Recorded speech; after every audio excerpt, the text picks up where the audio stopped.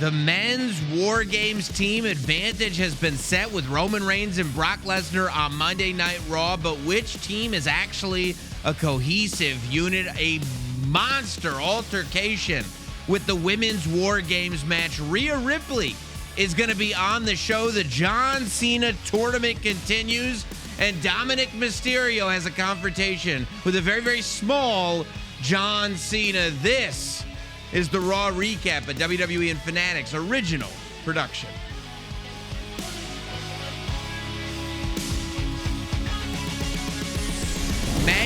Megan, the last Monday Night Raw before War Games, before Survivor Series this Saturday, and so much to go over. I mean, you know it's a big Raw when Roman Reigns is on Raw. You know it's a big Raw when Brock Lesnar is on Raw, when CM Punk is on Raw, when Cody Rhodes is on Raw, when Becky Lynch, when Rhea Ripley. It goes on and on and on and on, but that's what happens during War Games season. And I think that tonight it was really, really clear that the road to War Games has accelerated as the event has gotten closer and closer to the point where we've reached the point of no return when it comes to the build for both War Games matches. Sam, I'm glad to see that that you're here today.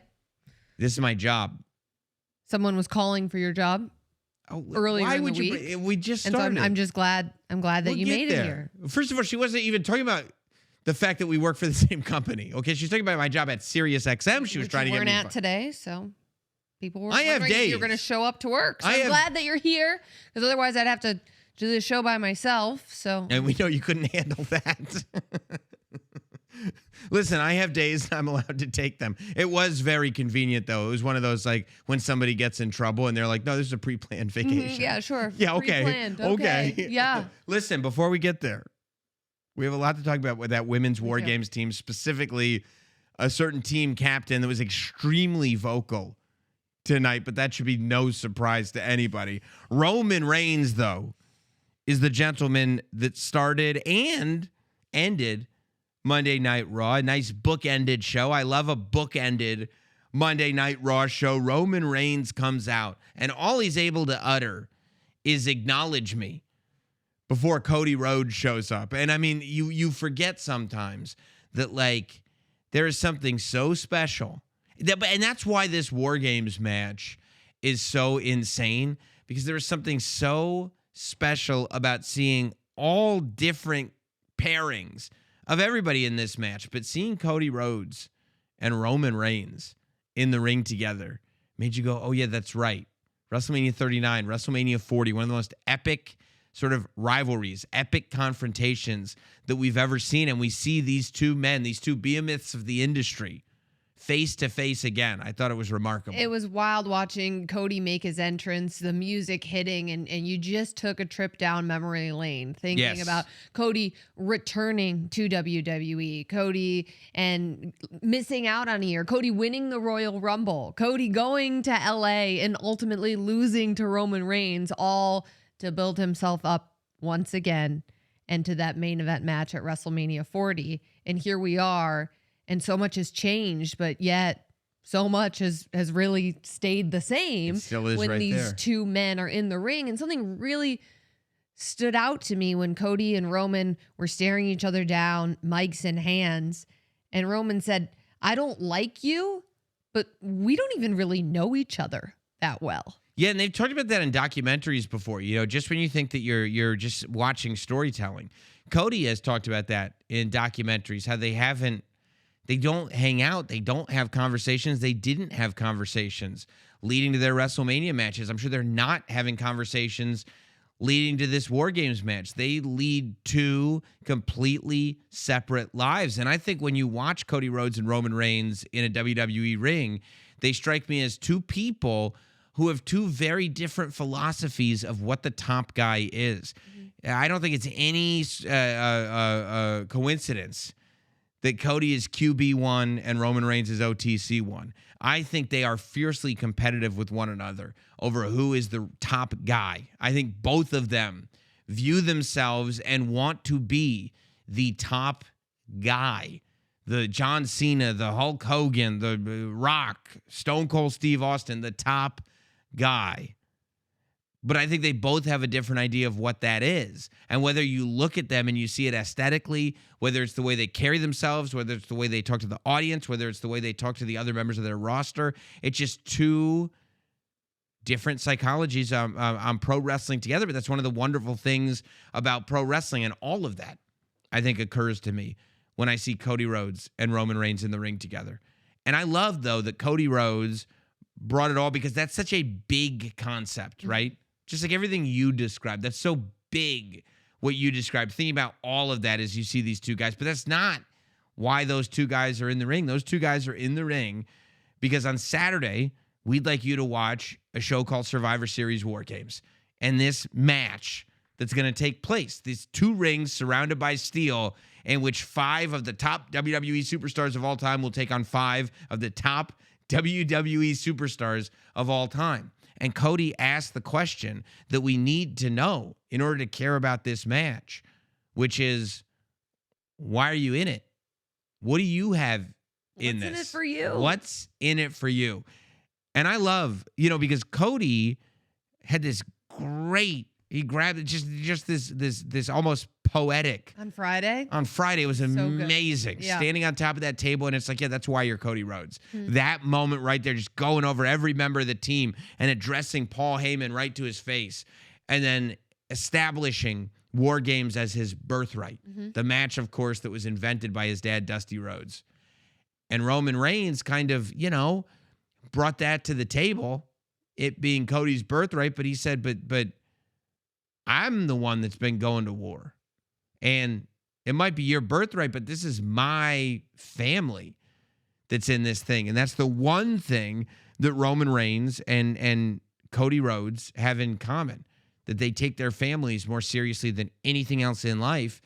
And Roman Reigns basically brings forward, number one, that he's got an investment in his family. And that's how he referred to it. The investment that he's made in Jimmy and Jey Uso. He wants to see it through. He plans on seeing it through.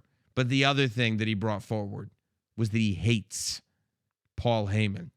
And he hates the vision. And it's really interesting, right? Because then CM Punk interrupts. And CM Punk joins Cody and Roman Reigns. And CM Punk is a little more kind of jovial about the whole thing. He's having fun. Roman was having no fun. No, and Cody was very serious. And Cody was serious. The hard-hitting questions for Roman Reigns. I thought Cody was there was an underlying tension, right, with Cody and CM Punk. Like CM Punk thought it was kind of being cute about it, and Cody, it didn't seem like it was being cute at all. No, and even when CM Punk comes out and says, it's a great day to be alive in Oklahoma City. It felt like he was there to kind of have fun. Yes. Yeah, and he was poking a little bit at the seriousness. Whereas Roman and Cody are like, no, not for us. No. Not for us. And however, Punk turned it around quickly. I mean, when Roman Reigns, Punk was like, I saved your life. And Roman Reigns was like, yeah, and then you ruined my life. Can you imagine Roman Reigns looking at you and being like, here's what I think of you. I think you ruined my life. And you're like, oh my God. Like, I'm really on this guy's bad list. This is horrible news. And it's so interesting to me that Roman blames CM Punk for ruining his life and for taking his wise man. Yeah. Why do you think that's interesting? Because Seth Rollins ultimately is the one who took the wise man. Okay. But and again, I bring this all back to like relationships and love, because that's what we're talking about, right? So let's go into your dating life, right? Mine. No, not yours specific ones. I should say ones. We don't need to get HR in here. Let's go into one's dating. By the way, I hope your dating life is over. You're a married woman, for God's sake. But let's get into one's dating. I mean, you're a mother. For crying out loud. Let's get into one's dating life, and maybe when one loses a partner, right? If you witness that partner with somebody that they don't have the same connection with that they had with you, it probably doesn't bother you. Even though you're not with them anymore, you're not really jealous of that connection. It's like, oh, whatever. Like they don't have what we had. No, and they're doing what they got to do. That's not going to last. So that's how Roman views Paul Heyman and Seth Rollins. But CM Punk might even have a closer relationship with Paul Heyman. Oh, you don't have to worry. Did. I mean, Biz Marquee did a whole song about it. Hey, Paul Heyman, you said he's just a friend. You said he's just a friend. You see what I'm saying? Like, it goes very, very deep here. Yes, very, very deep. And it's not meant to be taken literally. Yeah. But you understand how emotions work. Mm-hmm. And how, like, it doesn't seem like Roman Reigns loves a lot of people. Just like what Cody Rhodes would say. They lead these separate lives. Roman Reigns loves his family. Mm-hmm. And he invited Paul Heyman into his family. And I think that's why he knows. I believe that he believes that CM Punk is the one not only who has that relationship with Paul Heyman, so that is something to be upset about, but also cracked the foundation that made it possible for Seth Rollins to get in. Yeah, and Roman's life has never been the same since. It hasn't been the same. Now look, I don't think you can blame other people for where you're at in life. Ultimately, people make their own choices. It's up to you. But now we're getting too deep for the Raw recap. I did find that very, very interesting, though. I also found it interesting that when Punk took in that information, he looked at Cody and he said, by the way, who made this your team? You know what I'm saying? Like we saw that. We saw that when this team started being built. It was on Monday Night Raw, and it was Punk with Cody and Jay. Then all of a sudden, Cody kind of takes ownership of the team, and the graphic comes out, and we all know how important it is to discuss the graphic. It is important. Above all else. And Cody is front and center of that graphic. Depending on the news of the day, everything can get discussed. Cody is the guy. And Cody said, well, then welcome to my team, Roman. I love Roman's strategy in all of this, where he's like, I'm here to look out for my family. Y'all two need to decide who's in charge of this team, because it's not me. And on his way out, just kind of not making full eye contact and saying, that title would look a lot better on my shoulder. Now, immediately when he said that, who did you think he was talking to? I immediately thought Roman's up to his old tricks. Oh. But that's because I'm like a 301 student of the ways of the tribal chief. Well, because both of them immediately said, who are you talking to? Who did you think he was talking to? When he first said it, yes. I thought CM Punk. You did? I did. Yeah. And why is that, you think? Because he hates CM Punk? That's why. However, but then it was interesting because I got text on my phone. Oh my God, Cody Roman 3 would be so amazing. And so I think it's interesting that my initial takeaway was, oh, he's talking to Punk.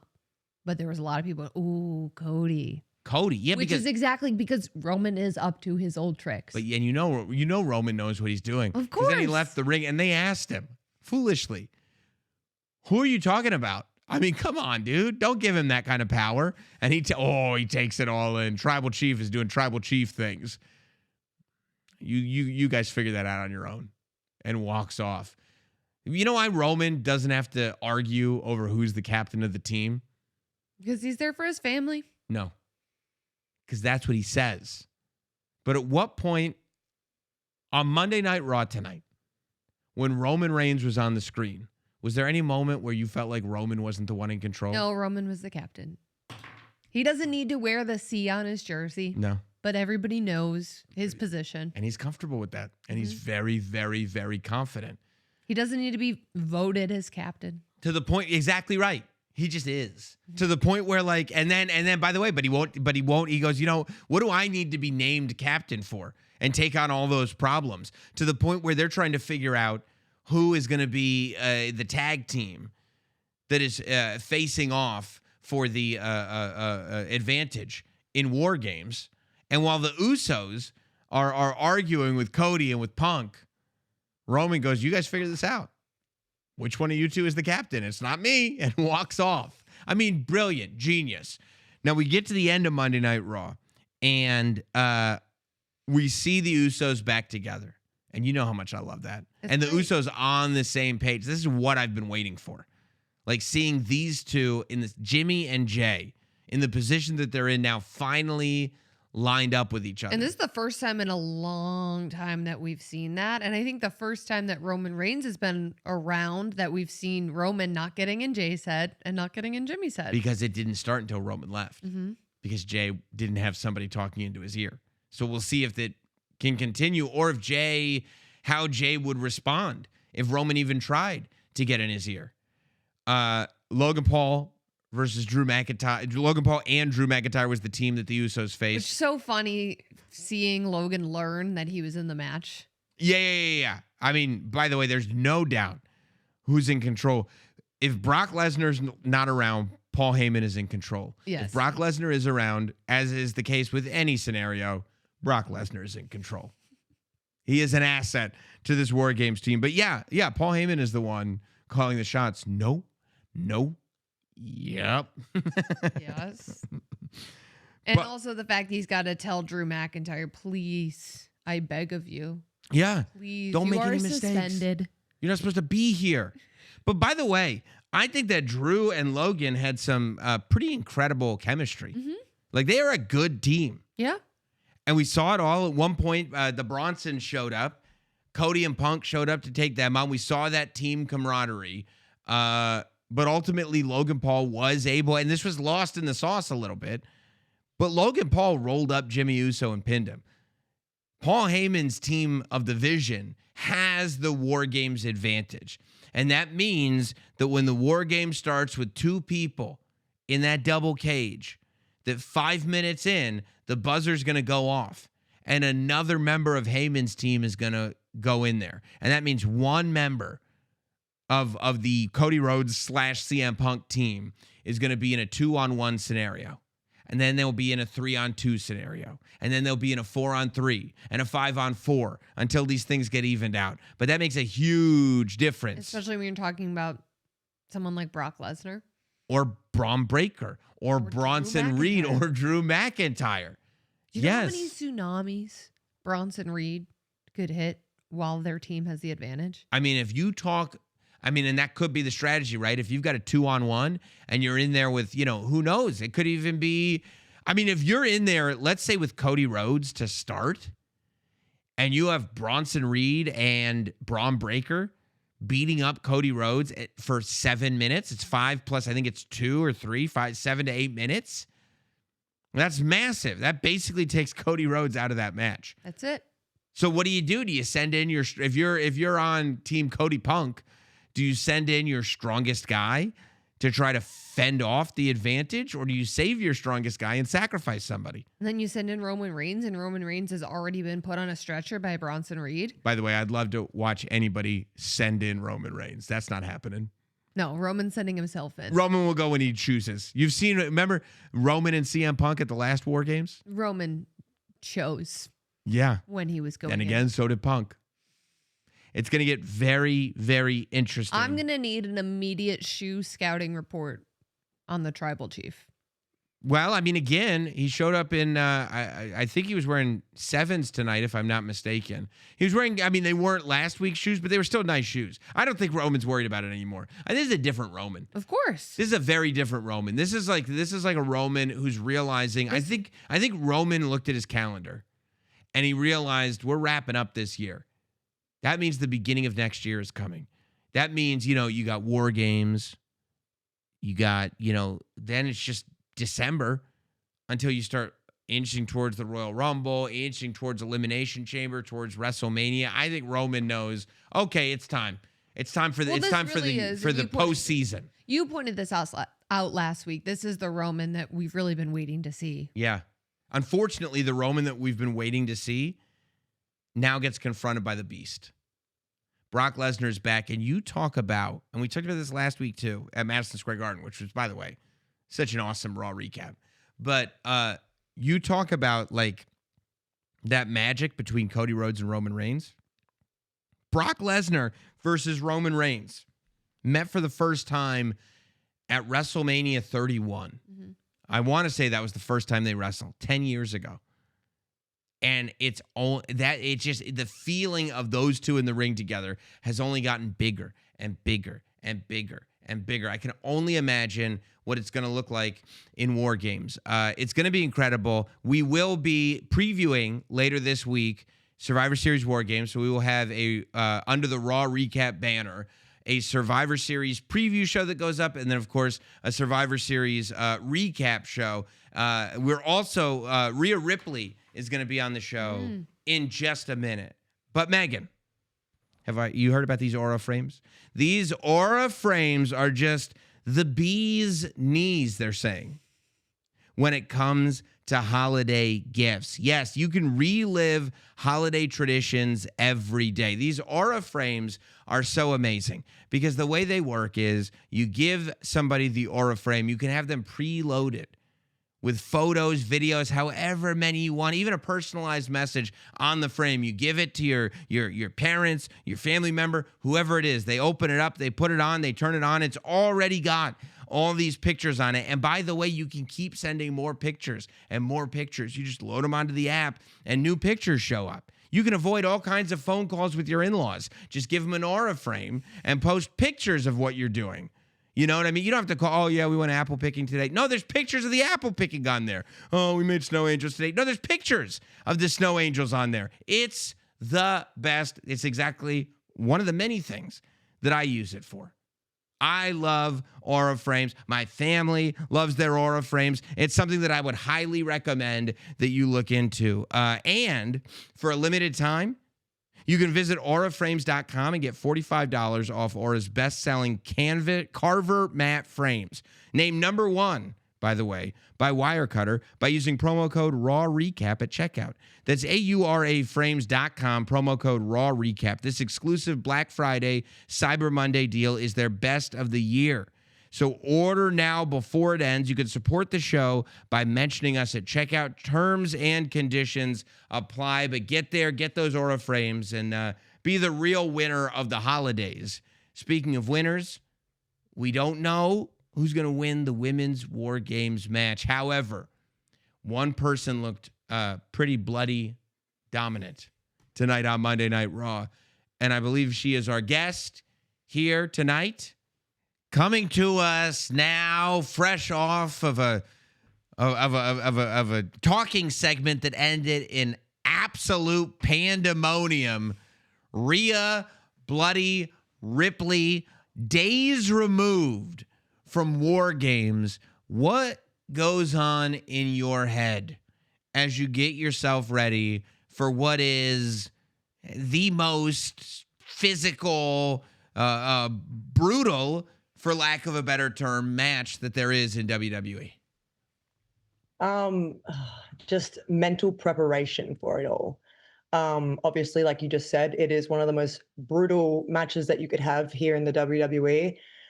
So I just need to mentally prepare and mentally get my team prepared as well. Because, look, we have myself, we have Io, we have Alexa, we have Charlotte, and we've all been inside of a War Games before. But then we have AJ Lee. She's just come back, and I just need to make sure that she's fully prepared for what is going to happen and what she's stepping into.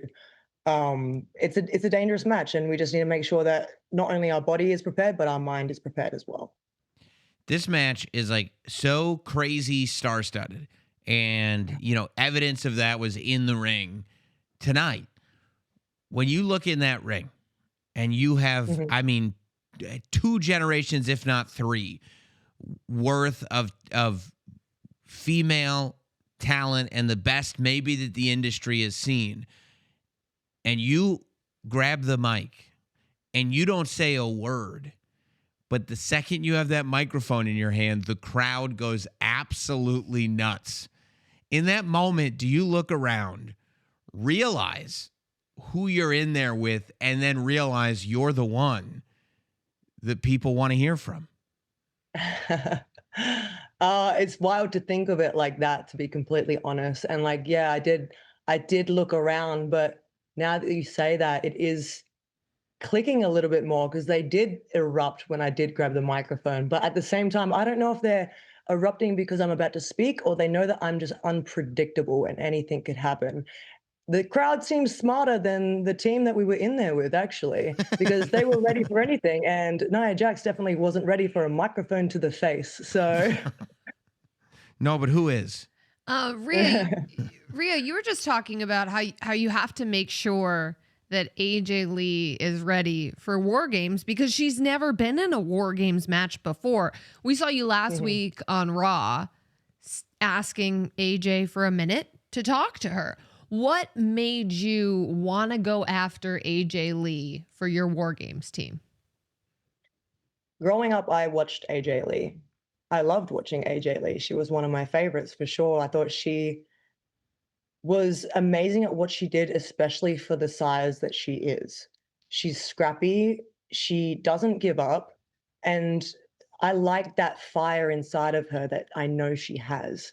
And seeing her come back and tag with her husband, CM Punk, against Seth Rollins and Becky Lynch, I could see that fire was still there. So I knew that we needed a fifth member. I know that I need someone that can hang in this kind of match. And everything that I've seen her accomplish throughout her run in the WWE before when I was growing up, she accomplished so much. And she really wasn't set up to accomplish that much, but she fought and she scratched and she clawed and she was determined and she got to the point that she got to. And that's what I want to see. And I know that it's there. And that's why I want her on my team. I want that scrappy. I want that fight. I want people to second guess her because of her size and then realize that she is a lot tougher than what they think she is. She's unpredictable, and I love that.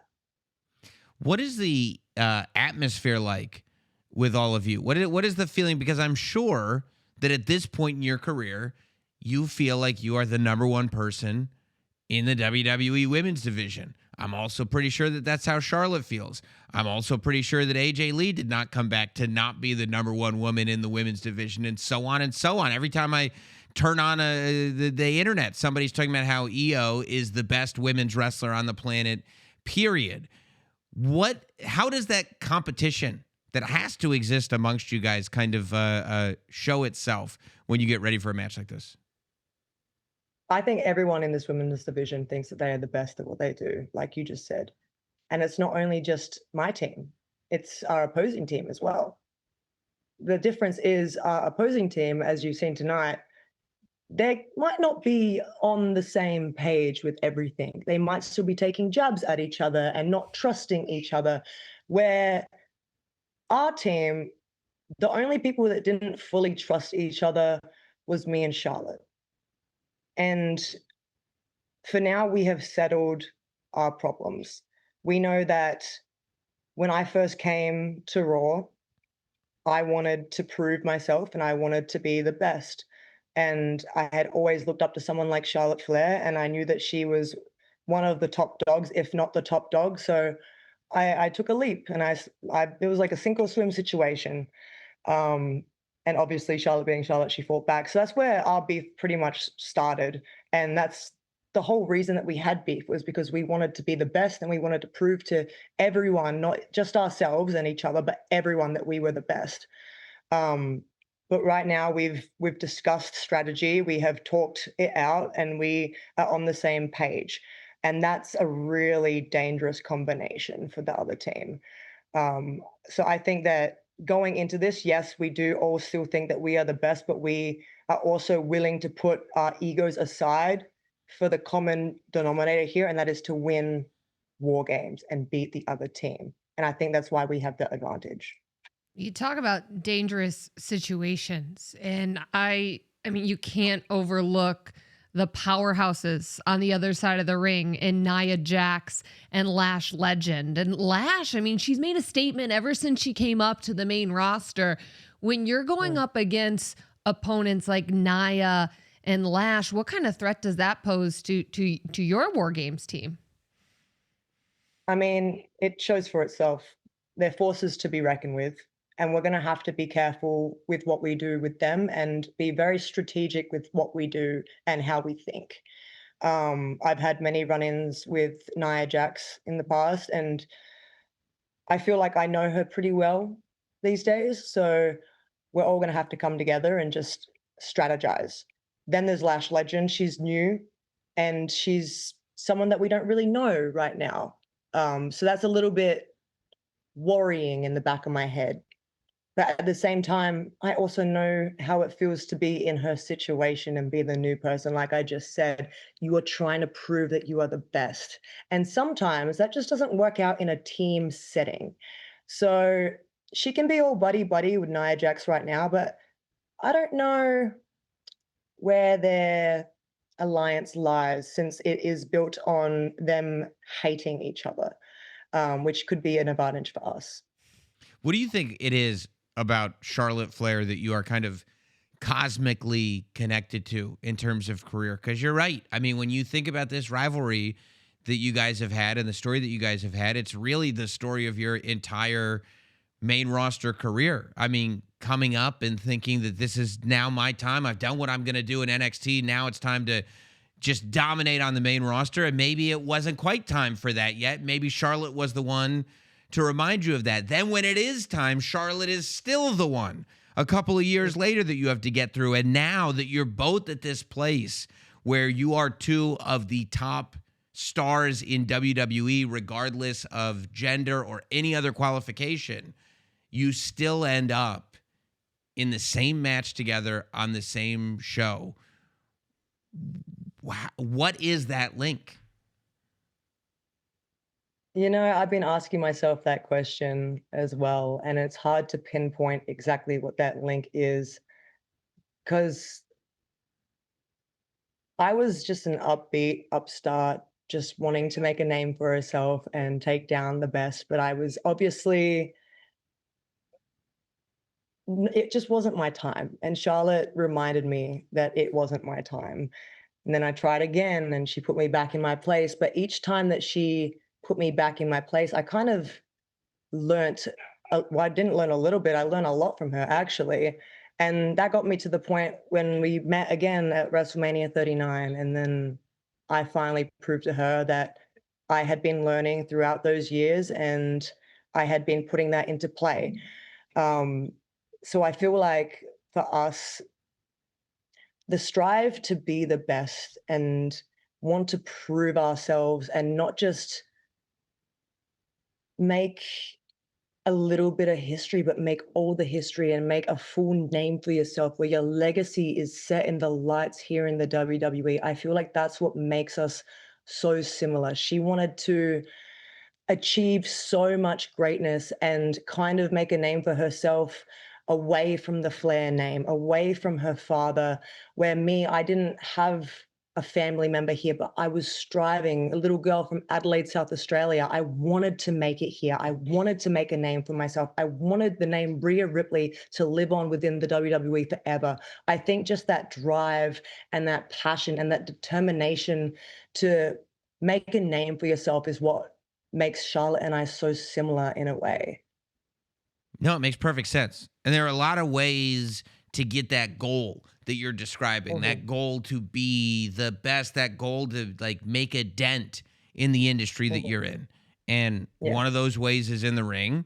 And another way is by monopolizing and dominating the conversation. And I think that Becky Lynch has figured out a way that no matter what is going on, that the world is going to talk about what she's doing. She's been doing it all over social media.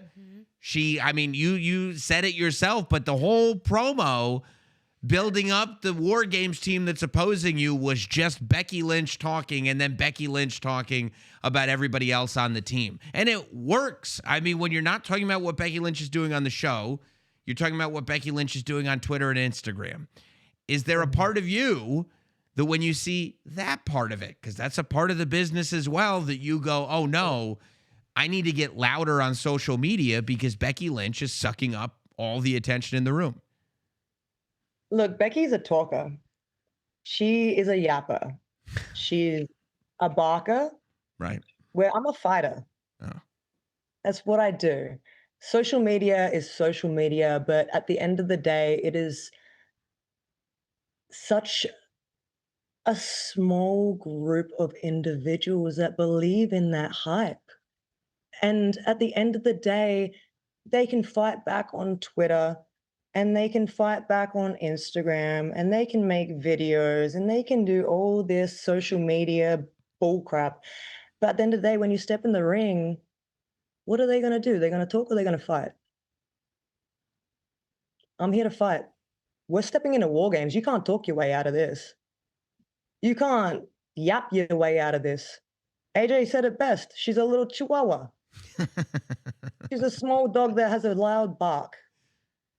And yes, she can get scrappy sometimes, and she's strategic, and she can definitely work her way out of situations, but she's not working her way out of war games, because if you work your way out of war games, you're disqualified. You lose. Your team loses. So you can run if you want and continue yapping, but at the end of the day, my team, we're all fighters. So we're here to fight. Like Billy Kidman's music said in the Ruthless Aggression era, you can run if you want to, but you can't hide. Now, I'm assuming that means that you're not coming up with nicknames. You're more concentrating on the fighting aspect of war games. The cute nicknames is not your priority. Yeah, I mean, we've already got our cute nicknames sorted, so we don't need to worry about that anymore. No, I guess not. By the way, I do want to also say congratulations, because speaking of social media, I was looking and I saw that they are furthering the merchandise collaboration line between you and Art the Clown and Terrifier. Mm-hmm. And as a very public fan of Rhea Ripley and a very public fan of the Terrifier franchise, to see these two worlds come together, it warms my heart. It's wild, dude. It's so cool. This is literally like, it's so weird because I'm literally living my dream right now. Like, I'm here in the WWE. I'm accomplishing things that I've dreamt of as a kid. And I am now like, I know David, I know Art, I know Damien, I know all of them. And now I have my own collaboration with Terrifier and Art the Clown. And it's just like, all my wildest dreams are kind of coming true. So yeah, I'm just so excited, and I love that it's a little Christmas edition too.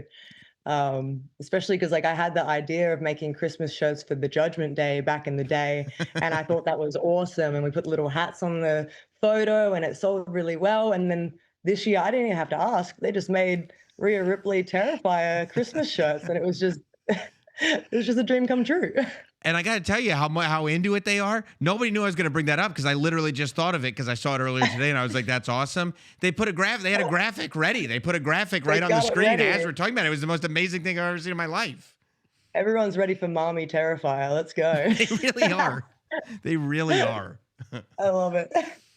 Well, Rhea, I can't wait. I can't wait to see it all go down. I can't wait for War Games. Are you going to have to use the face mask to compete in War Games, or will it be off by the time you get to War Games? I will have to wear it during this War Games match, and I will probably have it on the entire time unless someone takes it off forcefully. My nose is somewhat healed, but it's still not fully healed, so I will be wearing it. But I also will be doing it up, just like I did last year. So I can't wait to show everyone exactly what my mask looks like. Plus, that's great because action figure opportunities. Oh, yes. Exactly. We'll get a new awesome. Rhea Ripley action figure. It's going to be great. Rhea Ripley, you're the best. I cannot wait for War Games. I cannot wait to see it all go down. We'll be watching. Thank you. Hell yeah. Thanks, guys. Thank you. Thanks, Rhea. Amazing hearing from Rhea Ripley. And by the way, I did not realize that we were going to talk about it. I did legitimately see those Rhea Ripley Terrifier t-shirts like just on social media today. Yeah. And I got really excited because I've been a fan of the Terrifier franchise forever. But it is true. This is why we had the graphic ready for it and everything. Rhea Ripley has teamed up with Terrifier for a second collaboration. You can shop the new line at WWE Shop and Fanatics. You can add some edge to your collection with these tees. It's the Rhea Ripley Terrifier holiday shirt. Which is, by the way, I mean, this is how I'm going to be showing up to every holiday gathering that I get invited to. Luckily, that list of parties that I get invited to is growing slimmer by the day. However, anybody that does invite me, I'll be wearing that. And for those of you who don't want to wear that, that's fine, because you could wear the brand new CM Punk t-shirt. It goes with the brand new CM Punk side plates that are finally here. Yes, CM Punk, of course, the world heavyweight champion. His side plates are finally here. They're a great display piece on their own. They can go on your replica title, add some flair to your championship titles, and pick yours up today at WWE Shop and Fanatics. And of course, The Undertaker celebrated his 35th anniversary this weekend. Survivor Series 1990 was his debut. And WWE Shop, well, WWE Shop has you covered. Commemorate the dead man's legendary career by checking out the all-new 35th anniversary apparel, the Signature Series title, and the limited edition Legacy title belt. It's all there right now at WWE Shop and Fanatics. Amazing anniversary for The Undertaker, who, by the way, The Undertaker's podcast is back. He and Michelle were looking at many of the great moments of The Undertaker's past in Survivor Series this week on 6 Feet Under with The Undertaker. Of course, Stephanie McMahon has AJ Lee on. I saw the whole internet was talking about Logan Paul walking off impulsive this week. You want to check that out? And I mean, this was huge. The internet was buzzing when old Tess announced this on Raw tonight. Timmy Charles is on Cody Rhodes' podcast. He's got Chalamet on his podcast. I cannot wait to see Timmy Chalamet, New York's finest, and Cody Rhodes interacting together. That's a big one. It's a massive one. I mean, you talk about two style icons, Timothy Chalamet and Cody Rhodes. Forget about it. It's going to be epic. I can't wait. I mean, just the best. I cannot wait to check out what do you want to talk about from Cody Rhodes this week and see Timmy Charles on there. It's gonna be legendary. Speaking of legendary, of course, the Women's War Games match. That's right. It's about time. How many segs are we into this show? It's just the second. We literally had a guest from the Women's War Games on just a moment ago. Yeah, I know, but you have been known. Oh my God! Because to sort of, there's rundowns. There's this thing we learned in journalism school where the A block. What would you know about journalism school? And I went to a very prestigious journalism school. Would you sleep through it? No. Oh, I'm sorry. But I learned in journalism school about the importance of sort of organizing your news stories. That's in your A block. I went to school for this. Your A block last week would have been probably the biggest story in all of wrestling, and that was the injustice that happened on Monday Night Raw. AJ Lee did not have a manager's license, and therefore she was not supposed to be ringside. And this was a story and a controversy that was brewing all over the internet.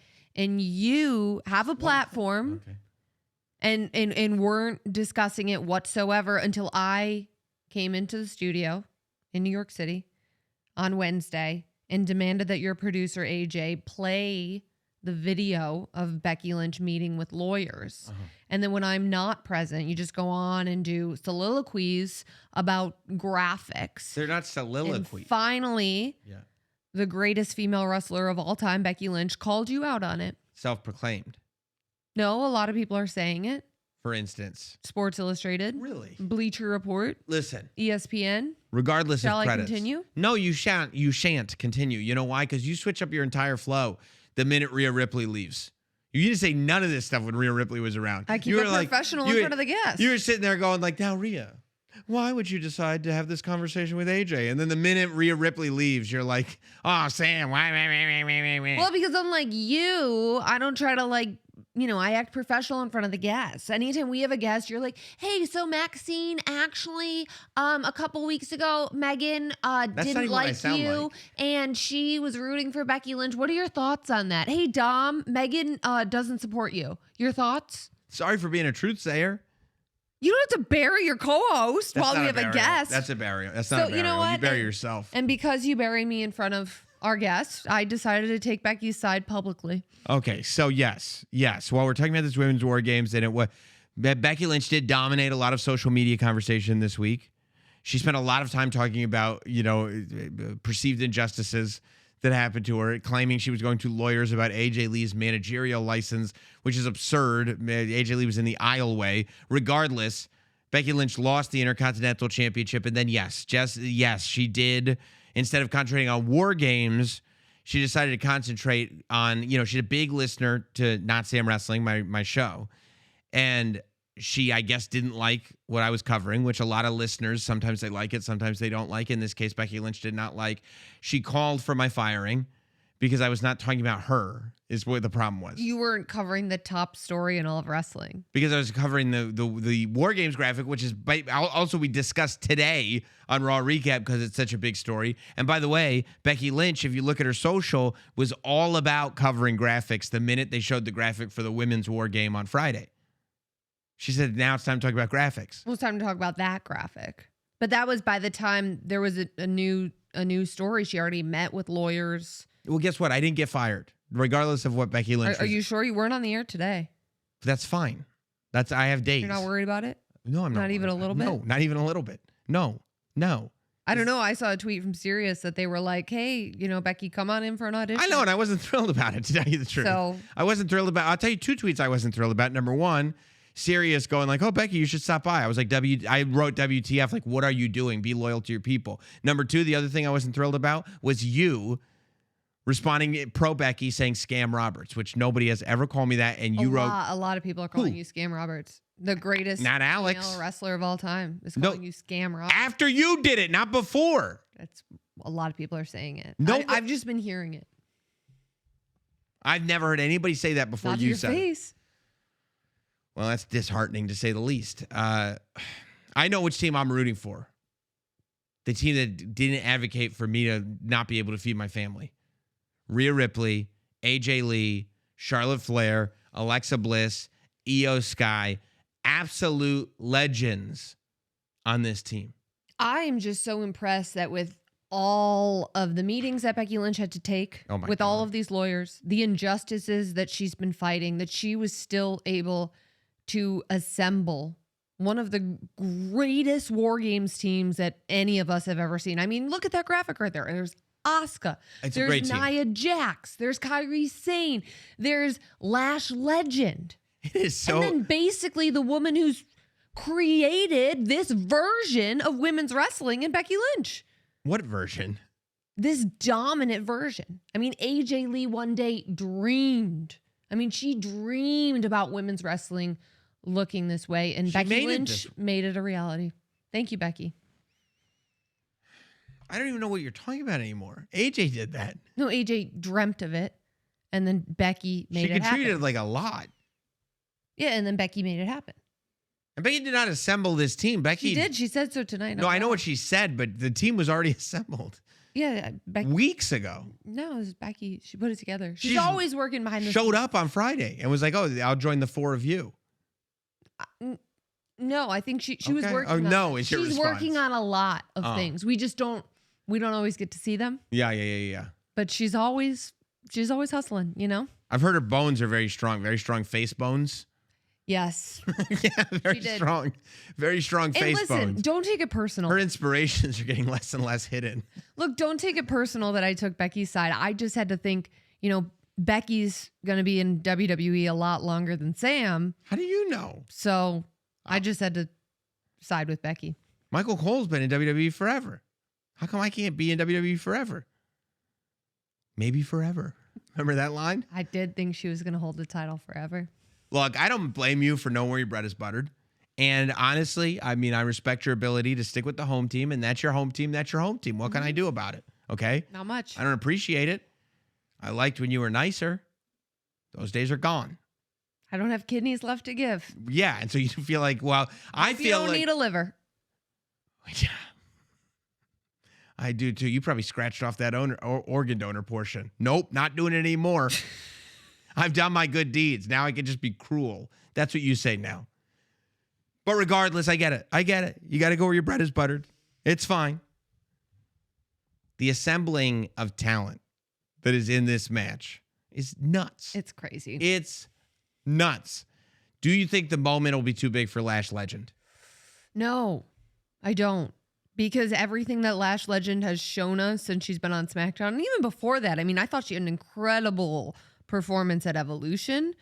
I think Lash Legend has shown up with a different edge to her. And I don't know if it's just because Nia Jax has been by her side. I don't know if it's this confidence in her strength that she possesses and her background and athleticism. But Lash Legend has come here and made a statement, and I think that's going to continue in San Diego. I would agree. I think it's a different Lash Legend. I think it's a Lash Legend that's a little less wide-eyed. Mm-hmm. You know what I mean? A Lash Legend that is ready to step up. And luckily for her, she's watched many women come up from NXT and see what works. And what works is when you stake your claim, and that's for men and women, you know, whoever you are. In professional wrestling, when you go up and you stake your claim and you don't blink, you don't show an ounce of doubt and just take it. Those are the people that get it. Those are the people that can convince the audience that it belongs to them. And if you can convince the audience that it belongs to you, then by God, it belongs to you, doesn't it? Now, are you worried about AJ Lee at all first time in a War Games match? I mean, it's a wild thing, right? Not only is it AJ Lee's first time in a War Games match, it's her second match in a decade. Mm-hmm. And the first match was the mixed tag. I mean, listen, I think that AJ Lee, more so than maybe anybody, is aware of the level of athlete that she's entering that cage with. I think that AJ Lee, maybe more so than anybody, is aware, to your point from earlier, even though it was ridiculously stated, it still remains a valid point, that that wrestling has changed a lot. And it is in the way that AJ and people like AJ dreamed that it would change. But now it's time to step up to that level of play, right? Mm-hmm. And I think that AJ knows that. And I don't think somebody like AJ Lee comes back to the WWE because I think it was far from a guarantee that she would be back. I think there is a very definite version of this universe where AJ Lee is just happy with her career, went out on her own terms, and has, by the way, a ton of different stuff going on. Lots. Outside of the world of wrestling. She doesn't have to come back. And I don't think she's coming back unless she's ready to be back and understanding. And I think that much like at WrestlePalooza, I think AJ Lee is going to be the dark horse. I think AJ Lee is going to be the one that surprises everybody. Even though everybody's so excited to see her, I don't know if everybody has pictured what that's going to look like. And I think watching AJ Lee in a War Games match for the first time and watching her against a lot of these women for the first time is going to be the thing that makes you go, whoa, she's back. And, you know, I mean, still has a ton left in the tank. And so I think I'm hopeful and optimistic that that's the story that we're going to see. Somebody that a lot of people haven't been talking about is Asuka on this War Games team. And Asuka is someone I think we've brought up on this show. She can remind people who she is in an instant. Oh, yes. And I think since Asuka's return and since her and Kyrie have been wreaking havoc on everybody that they've encountered, Asuka has shown she's even more dangerous than she's ever been before, which is saying so much because this is a woman who's accomplished pretty much everything there is to accomplish in wrestling. Right, but sometimes it's time to go like, yeah, but I'm not done. Yeah. And that's where Asuka's at. I can't wait to see it. I'm going to be celebrating Survivor Series. Lots of people are celebrating Survivor Series in a lot of different ways. Last week, by the way, WWE announced an exciting collaboration with Topps, Complex, and Bape to celebrate this year's Survivor Series. One of the highlights of the collab is the 2025 Topps WWE Bape, a new product merging the worlds of streetwear, trading cards, and sports entertainment. Bape has been a staple forever in that world of streetwear, as WWE has been in the world of sports entertainment. Everything coming together. It's my favorite thing. Showcasing WWE's best and brightest, framed in Bape's iconic camo. And reimagined in the signature Baby Milo style, each box of cards contains 5 premium trading cards and offers a chance at limited edition box variations, striking parallels, and even superstar autographs. The first wave of boxes will be available Wednesday, November 26th. On Topps.com, with more becoming available on WWE Shop and Complex.com on Friday, November 28th.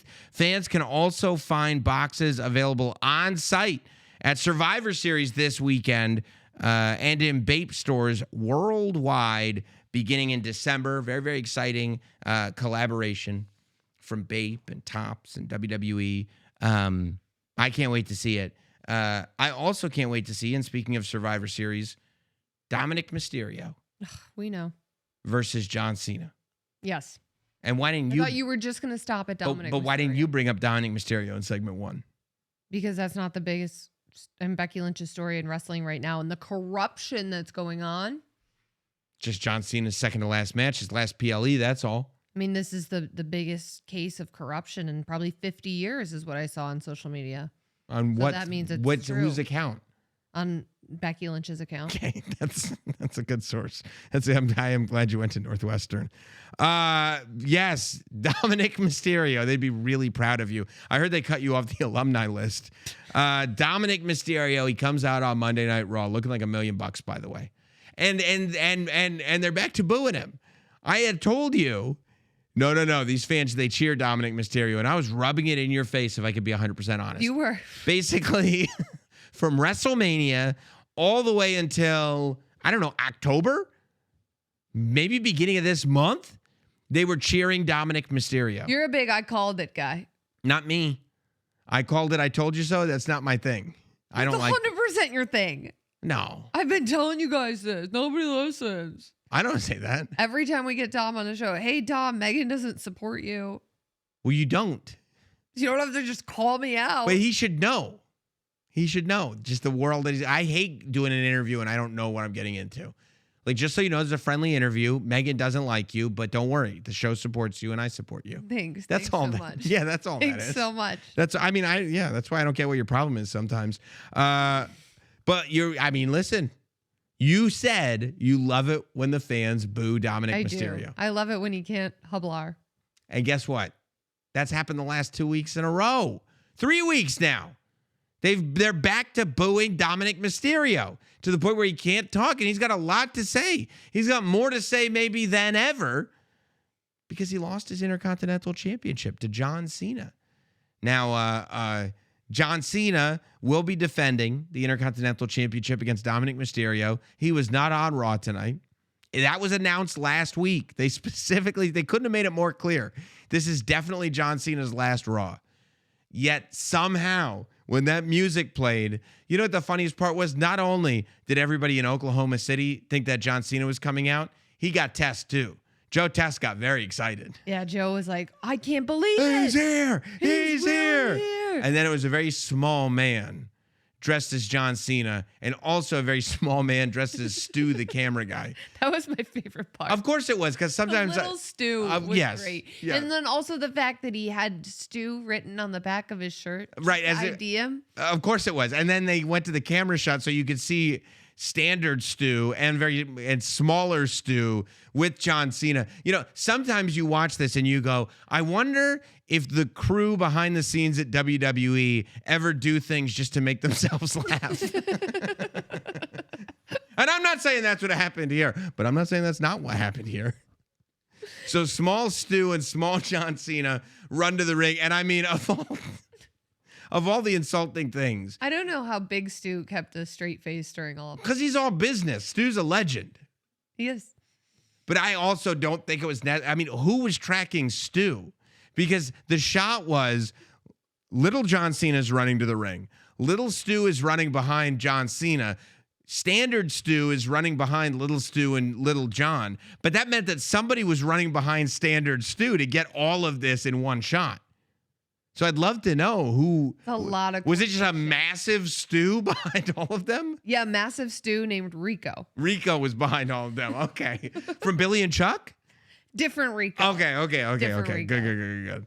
So, I mean, yeah. And then, listen, apparently this John Cena may have started speaking in ways that Dominic Mysterio wasn't expecting.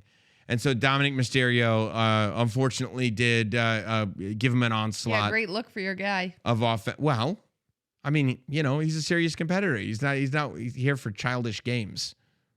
You see? So he kicked him in the chest. You think John Cena was watching at home, just shaking in his jorts? I think he was very upset.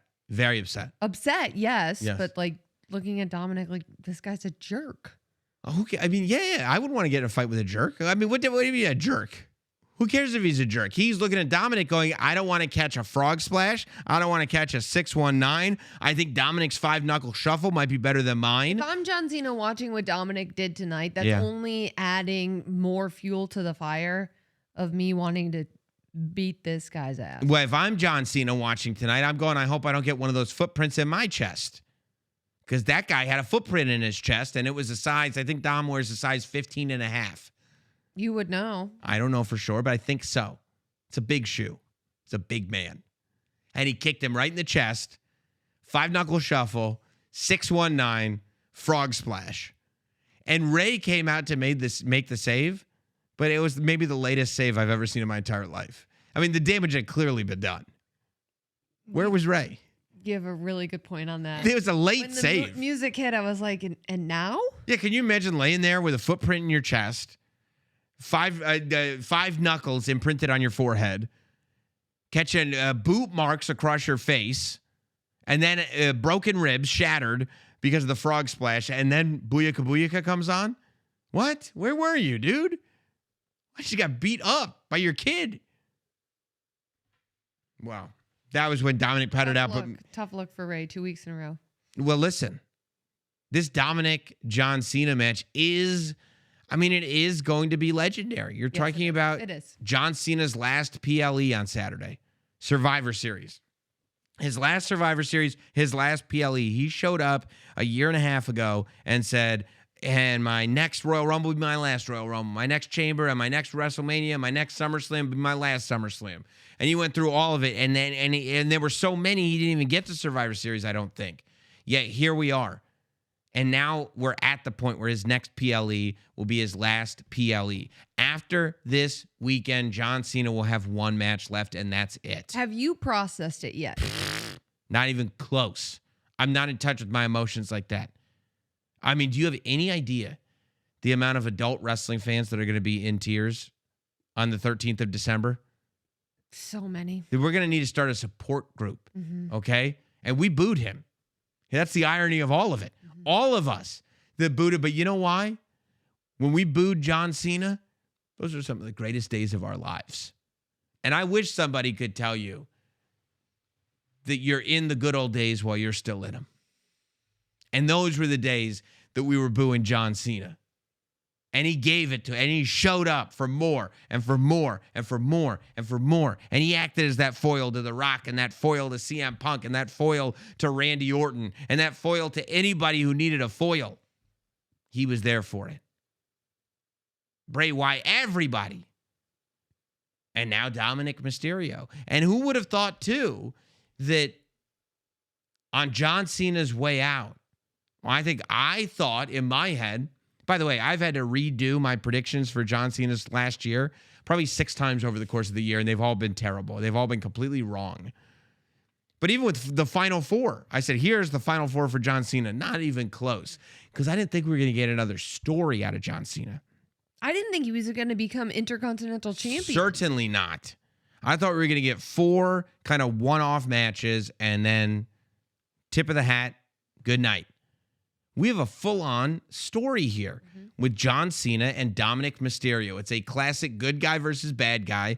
Even people who said, I want to see a John Cena-Dominic Mysterio match, me being one of them, nobody thought there was going to be a story arc. No, I thought it was going to be a one-off match at the TD Garden in Boston. Right. I thought that was going to be it. And then he wins the Intercontinental Championship, shocks us all. And now we're off to the races, to the point where we get a John Cena versus Dominic match in John's hometown and a John Cena versus Dominic match in Dominic's hometown. Home and home. Love a classic home and home. Love a classic home and home. And a sick 6-man tag in between, just for what it's worth.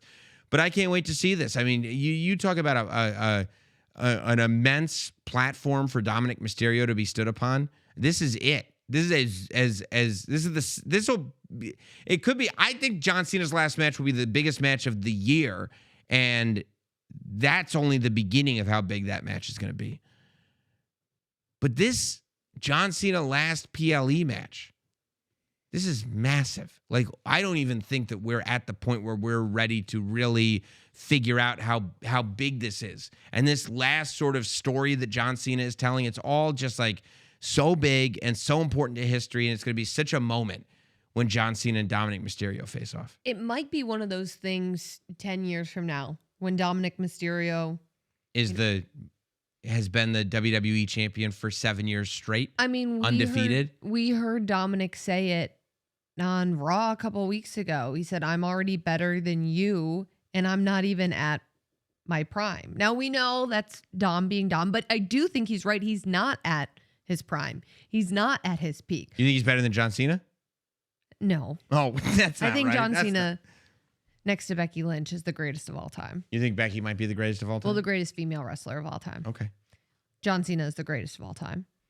But I think 10 years from now, when Dominic, I don't want to use the word arrives because I think Dominic has already arrived, but when Dominic becomes who he already is becoming, we'll look back at this story. We'll look back at Survivor Series and the match between Cena and Dominic Mysterio, and we'll go, wow, it was even more significant than we could have ever even wrapped our brains around in 2025. You know, John Cena said I made his life. I was there. You were? I was there when it happened, and I was there when he said it. That's so sick. Remember when that happened? When I made his life? At Fanatics Fest? Yeah, and you know what the good news is? Fanatics Fest is back. Yeah, it is. Let's go. Yeah, it is. And guess what? 4 days. 4 days this year. It was Big 3 news. last year. The world's #1 sports fan festival, Fanatics Fest, is making its return to New York City. It's bringing you closer to the league's teams, superstars, and athletes you love across how many?